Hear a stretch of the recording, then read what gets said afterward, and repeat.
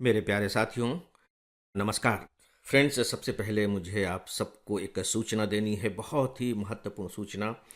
और सूचना यह है कि आपको मालूम होगा कि AFEIS ने यानी कि एकेडमी फॉर एक्सीलेंस ने पिछले कुछ दिनों से अपने फुल ऑनलाइन कोर्स पर 3,500 रुपये का डिस्काउंट घोषित किया हुआ है।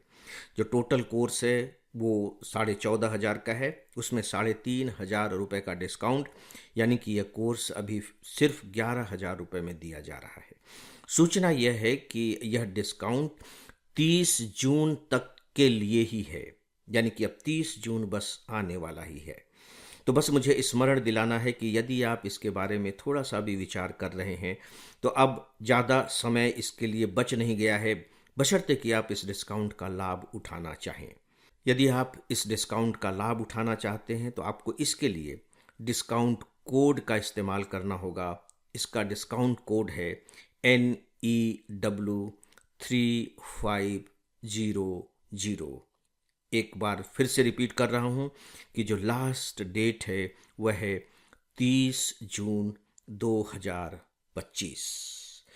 फ्रेंड्स, आज मैं आप सबसे जिस विषय पर बात करने जा रहा हूँ वो जनरल स्टडीज से तो संबंधित नहीं है, लेकिन अपने आप में उससे कम भी नहीं है। यानी कि मैं किसी टॉपिक पर बात करने नहीं जा रहा हूँ।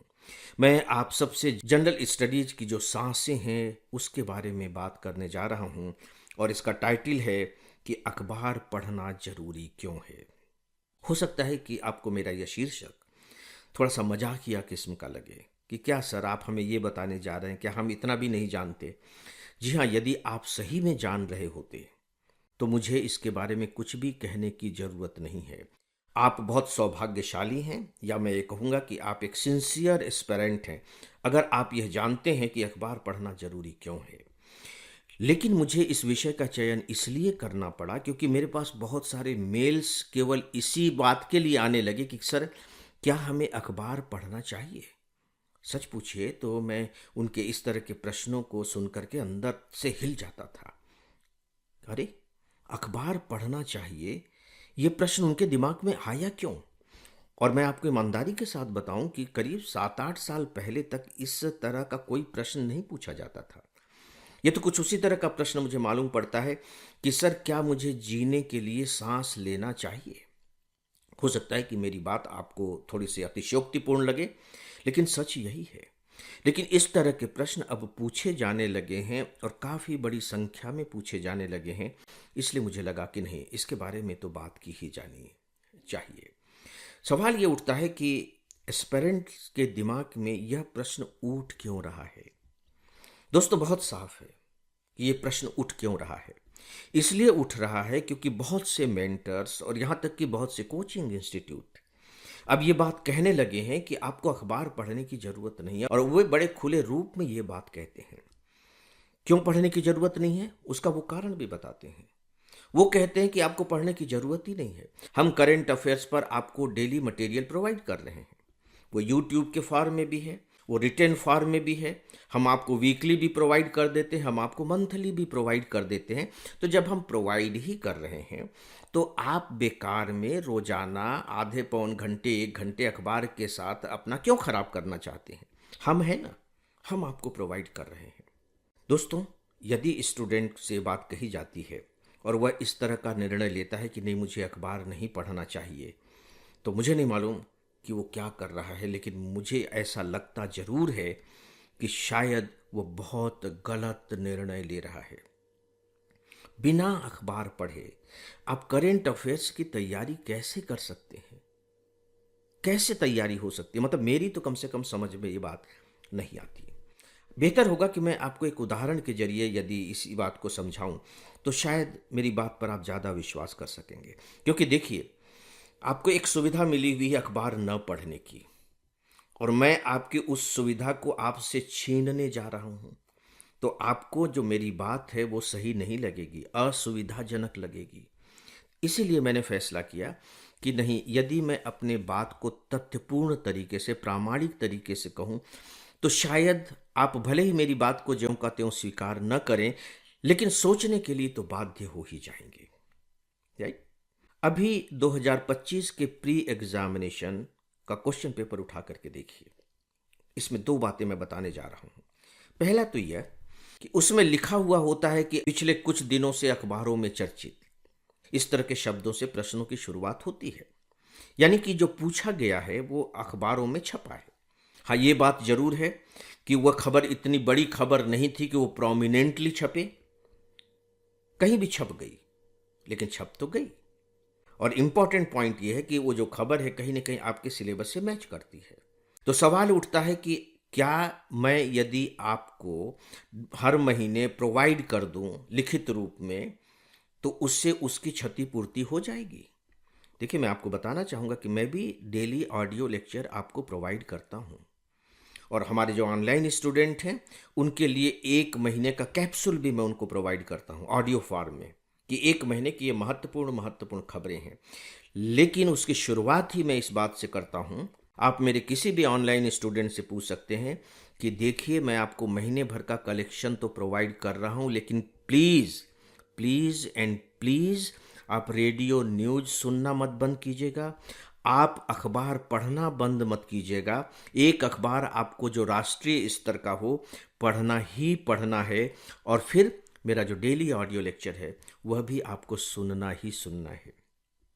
मैं कभी उनसे ये वायदा नहीं करता कि मैं डेली ऑडियो लेक्चर आपको प्रोवाइड कर रहा हूँ, हर महीने का कलेक्शन मैं आपको प्रोवाइड कर देता हूँ, तो नहीं नहीं नहीं, अब आपको किसी तरह के दूसरे जगहों पर भटकने की ज़रूरत नहीं, कुछ और करने की ज़रूरत नहीं है।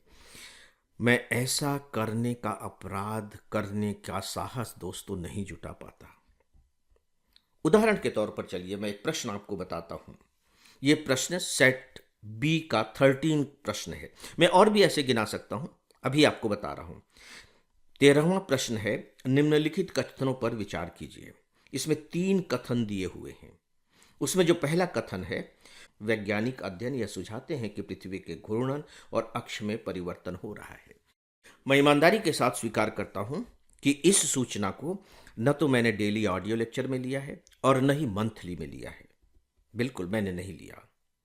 मैंने इसलिए नहीं लिया कि यदि मैं इस तरह की चीजें लेता चला जाऊंगा तो उनकी इतनी भरमार हो जाएगी कि आपके लिए वो किसी काम के नहीं रह जाएंगे।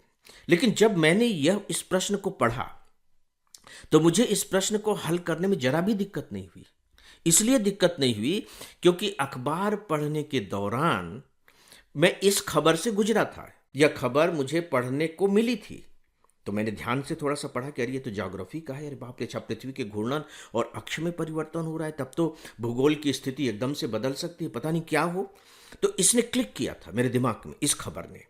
इसके बाद मैंने उसको छोड़ दिया कि ठीक है, क्योंकि और भी इस तरह के बहुत सारे वैज्ञानिक अध्ययन आते रहते हैं, सब पर हम ध्यान नहीं देते। लेकिन चूंकि मैंने अखबार में ये खबर पढ़ी हुई थी तो वो मेरे दिमाग में दर्ज थी, और इसके आधार पर मैंने कहा कि अरे अरे वाह, ये क्या पूछ लिया उन्होंने। इसके बाद कथन 2 और कथन 3 पर मैं नहीं जा रहा हूं। कथन 2 जो है वो बिल्कुल सामान्य से सिद्धांत पर आधारित कथन है, और कथन 3 वो तो भूगोल का सिद्धांत ही है। कथन 3 कह रहा है कि जैसे जैसे पृथ्वी का ध्रुवीय हिम पिघलता है, जल की प्रवृत्ति विषुवत वृत्त की ओर जाने की होती है। अब सोच करके देखिए कि टॉप पर है वो, ध्रुवी पर बर्फ पिघल रही है। मैं जनरल नॉलेज की बात कर रहा हूं, मैं सिद्धांत की बात नहीं कर रहा हूं, कॉमन सेंस की बात कर रहा हूं। अगर ध्रुव से हिम पिघल रहा है तो कहां जाएगा? ध्रुव पर तो नहीं जाएगा, और पिघल करके वहां रहेगा भी नहीं, क्योंकि ध्रुव से नीचे जैसे जैसे आप चलते हैं तापमान बढ़ता चला जाता है, तो नीचे की तरफ ही वो आएगा ना। हालांकि इसके दूसरे कारण है, पृथ्वी की घूर्णन गति, ये सब उसके कारण है, गुरुत्वाकर्षण कारण। अगर हम साइंस की लैंग्वेज में बात करें तो यदि आपने धाराओं वाले चैप्टर को अच्छे तरीके से समझा है तो इसका उत्तर भी आपके लिए बहुत सामान्य है। तो दोस्तों, ऐसे प्रश्नों की संख्या लगातार बढ़ती चली जा रही है, और दोस्तों यूपीएससी बहुत अच्छे तरीके से जानती है कि स्टूडेंट्स को किस किस तरीके से सिविल सर्विस एग्जामिनेशन के लिए तैयार किया जा रहा है, वो आपको छकाने की कोशिश करती है। जैसे उदाहरण के तौर पर दूरदर्शन न्यूज़ पर इसकी खबर थी, लेकिन हो सकता है कि डेली ऑडियो लेक्चर में न लिया जाए, हो सकता है कि मैगजीन में भी इसे कवर न किया जाए, लेकिन अपने आप में इंपॉर्टेंट है। एक इंपॉर्टेंट खबर यह है कि नाटो की अभी बैठक हुई, नीदरलैंड की राजधानी हैग में नाटो की बैठक हुई। उसमें उन्होंने अपने डिफेंस खर्च को 5% तक बढ़ाने का फैसला किया कि जीडीपी का हम 5% डिफेंस पे खर्च करेंगे। और दूसरी बड़ी बात यह हुई कि अब लग रहा है कि ट्रंप जी नाटो से अपने को अलग नहीं करेंगे, क्योंकि वो कह रहे थे कि मैं नाटो से अपने आप को अलग कर लूंगा। अब ये मीटिंग हो गई, हेग में हो गई, ठीक है, कुछ अखबारों ने इस पर एडिटोरियल कमेंट्स भी लिखे हैं, लेकिन खबर बहुत प्रोमिनेंटली नहीं छपी है। हो सकता है कि आप मिस कर जाएं।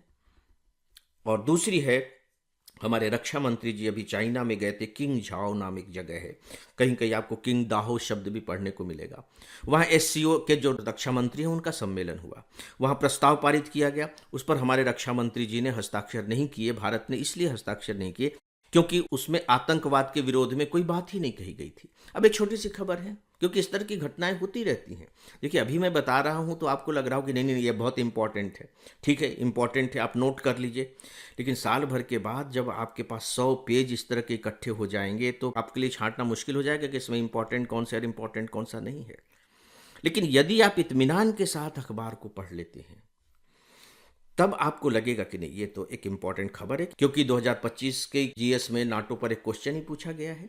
भले ही वो मेंबर्स के नाम पूछे गए हो, लेकिन है तो नाटो एक इम्पॉर्टेंट टॉपिक तो है, इतना तो आप जानते हैं। तो आपका दिमाग थोड़ी देर के लिए वहां अटक जाएगा। भारत अभी आतंकवाद के विरोध में कितने जबरदस्त रूप से अंतर्राष्ट्रीय मंच पर बोल रहा है। रक्षा मंत्री ने एससीओ के प्रस्ताव पर हस्ताक्षर नहीं किए। जब आप पढ़ेंगे तो आपके दिमाग में भी ये बात थोड़ी देर के लिए अटक जाएगी और बस उतना ही पर्याप्त है।